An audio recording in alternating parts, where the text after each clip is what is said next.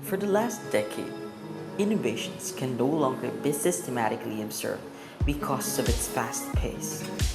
People would just forget to consider everything just to feed the society's ego and curiosity. And what's left for the earth to face are the tons of garbages and exceeding pollutions, making the earth's surface smaller, slowly dying, world vegetation's drying, and people are extracting every resources with absolute prejudice. This is the start of the end of everything. But we are not yet late. We could still fear destruction by not experiencing it. We can still live freely to our heart's content and pass on the wonders of Earth.